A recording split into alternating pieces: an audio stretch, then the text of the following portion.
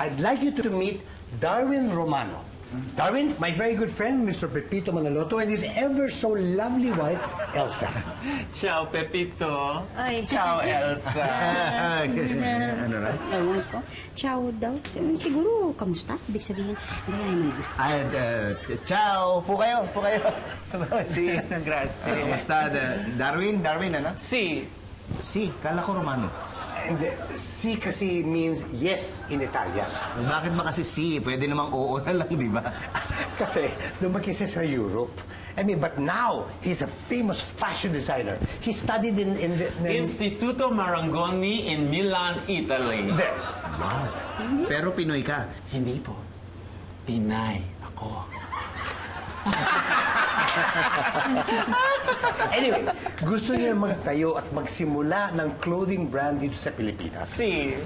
And it's going to be called Evolution. Ah, Senor Tommy, that is not right. No? Is evolution.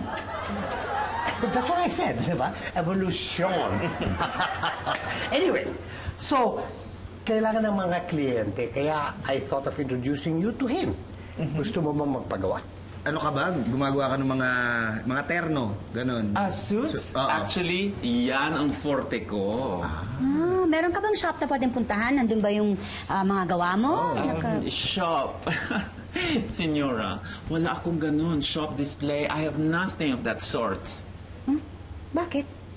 Because my creations are one of a kind. Kapag ginawan kita ng suit, ikaw lang ang meron sa buong mundo. Original design. Wala yung kaparis. Talaga?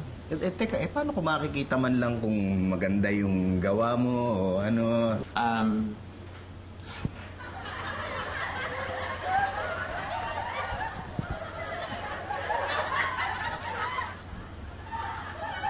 You know what?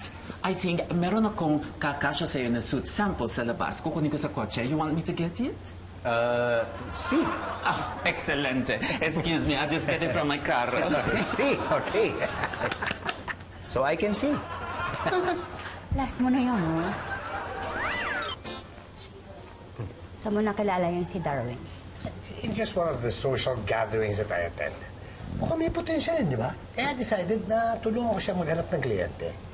Magkano komisyon mo sa kanya? Wala! Wala kang komisyon? Wala! Masyado. Kunti lang ako. Senora Elsa, Senor Tommy, would you like to see the new Pepito? Yes, of course.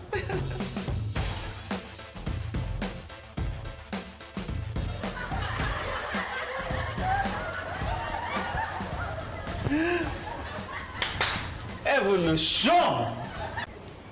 Ay, may bisita pala tayo. Hello po. Ay, ciao! Kayo ba ang mga anak ni Pepito? Opo. Oh, mas kiti kaysa sa parents nyo. Evolution. Nasaan po si tatay? Ay, nandyan lang. Nagsusukat ng damit. Pero lalabas na yun. Ay, nandyan na pala siya. Ooh. Evolution! Oo naman ang suit mo tayo. Pwede yung mayroon yan. Tulong of kiraming gagad. Hindi. Ano ka na lang, magpagawa ka na lang dito kay Darwin. Talaga po? Oo, kasi iba yung sukat nito, iba yung sukat mo. Maliit ka, malaki ako eh. Tsaka, di ba, dapat naka-fit talaga, tailored talaga. So ano, susukatan ko na ba siya? Ay, si. Pero teka, bago yun, ano ba, magkano ba tong suit na to? Tulad ng sinabi ko, it is worth it. So it is 77,777. 77,770. Ano yun? Yen? Pesos! Ganun ba? Ako, teka, sandali eh. Oy, Pepito.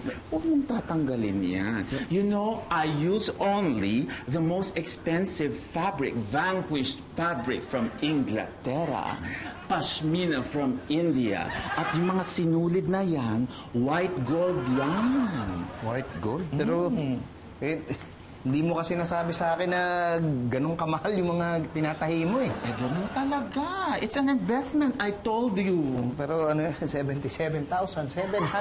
Wala na bang tawad yun? Tinatawaran mo ba ang talent ko? Hindi naman siya ganun, kaya lang. Okay.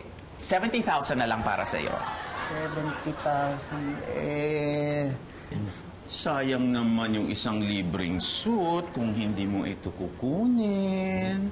At saka, mawawalan ako ng model. Billboard. Elsa. Oo nga, oo nga. Pero hindi, huwag mo na lang muna sabihin kay Elsa kung magkano, ha? Si. Sige, kukuha lang akong cheque. Sandali. Yes, excellent. Tay. Tay, magpapasukat na ba ako? Ha? Ako, hindi na. Mukhang kasya naman sa ito, suot mo. Oo. Sakto. Huwag ka lang patahi. Okay na yan.